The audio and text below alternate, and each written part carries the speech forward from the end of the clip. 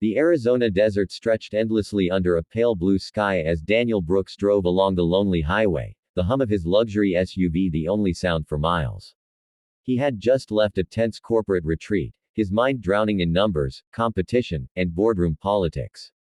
But everything changed the moment he noticed a strange shape near a cluster of thorny cactus plants. His instincts pulled him to stop. When he stepped out, the heat hit him like a wave, but his attention was locked on the small, trembling figure curled on the sandy ground, a child who clearly didn't belong there. Daniel approached slowly, aware that sudden movements might startle the boy.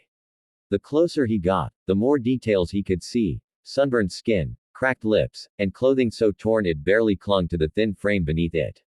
The boy's eyes, though filled with fear, were impossibly deep and expressive, almost pleading without words. Daniel knelt beside him, speaking softly as if approaching a wounded animal. "Hey, buddy, can you hear me?" The child's only response was a faint, shaky breath. But it was enough to tell Daniel he was alive. He knew instantly he couldn't leave the boy there. The board member's constant warnings rang in his head: don't get involved in anything that could become a liability, but Daniel had never cared for that kind of thinking. He cared about what was right, and right now, this child needed help more than any business deal needed his attention. Carefully, as if lifting fragile glass, he scooped the boy into his arms. The child didn't resist, only trembled lightly, his head resting against Daniel's shoulder as though he had finally found a safe place to collapse. Back at his remote desert cabin, his personal escape from the chaos of corporate life, Daniel worked quickly. He warmed broth, brought out blankets, and prepared a soft bed near the fireplace. The boy watched everything silently, his eyes following every movement. Daniel spoke gently as he offered food and water. Little by little, the child began accepting the help, though he still hadn't said a single word. His silence didn't feel stubborn or defiant, it felt like the silence of someone who had seen too much, too young. Over the next 4 days, Daniel devoted his time entirely to the boy. He canceled meetings, ignored emails, and turned away every call from the board. His world shrank to the quiet routine of caring for a child he didn't know but somehow felt responsible for. Each morning, he prepared meals and checked the boy's condition. Each evening, he sat beside him, letting the child know he wasn't alone. The boy clung to him more with each passing day, holding Daniel's sleeve, resting near him, watching him with a mixture of fear and trust. Daniel couldn't understand the boy's silence or where he had come from, but he felt certain the child's story carried pain. And yet, every time the boy's small hand wrapped around his own, Daniel felt something shift inside him, something human, something he had forgotten existed in the world of cold corporate decisions.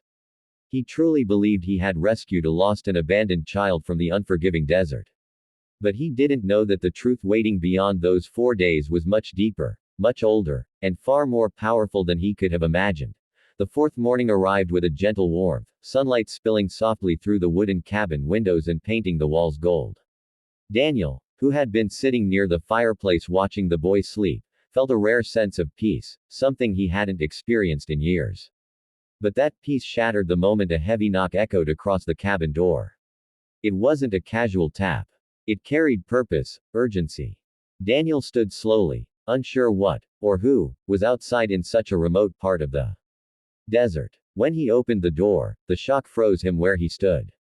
On the porch were 3 Apache women, their clothing traditional, their posture proud, their eyes intense. They looked like they had been traveling for days. Dust clung to their dresses, and their faces showed both exhaustion and fierce determination. The eldest of them stepped forward first, her gaze sharp enough to cut through every assumption Daniel had made in the last 4 days. There was no anger in her eyes, but there was a seriousness that made Daniel's heartbeat quicken. He had no idea what to say, or what he had unintentionally stepped into. "We have come for the child," the elder woman said softly, yet with authority that carried centuries of strength. Her words weren't a threat. They were a truth. A truth Daniel had never expected. Suddenly everything made sense: the fear in the boy's eyes, the silence, the loneliness. He wasn't abandoned, and Daniel realized with a sinking heart that he had been wrong to assume so. This child was loved. He was wanted. And these women had been searching tirelessly across the desert for him, battling heat and distance to bring him home safely. As Daniel tried to process her words, he felt a small hand clutch the back of his shirt. The boy peeked from behind his leg, eyes wide, body half hidden as if frightened the moment he let go, something terrible might happen. The sight pierced Daniel. This wasn't just a child being reunited with his people. This was a child who had endured something painful, something deep enough that even the faces of his own tribe made him hesitate. Daniel gently rested a hand on the boy's shoulder, feeling the tremble beneath his fingers. The women noticed the child's fear, their faces softening instantly. The youngest among them took a step forward but stopped when the boy pressed closer to Daniel. It was in that moment Daniel understood fully, this was no simple reunion. It was the beginning of a complicated, emotional journey. One that would challenge him, not as a CEO, not as a leader, but as a human being standing at a crossroads where compassion and responsibility collided. He didn't know the child's story yet, but he knew one thing with certainty, the boy trusted him. Silence hung between them as the women waited respectfully, giving the child space to decide what he felt safe with. Daniel realized that whatever happened next wasn't just about returning the boy, it was about helping him heal. It was about choosing empathy over ego, courage over convenience. And as Daniel looked into the boy's frightened eyes, then into the hopeful eyes of the women who loved him, he made a silent promise. This bond, unexpected and powerful, would not end today. This moment was only the beginning of a path that would test his heart more deeply than any business empire ever could.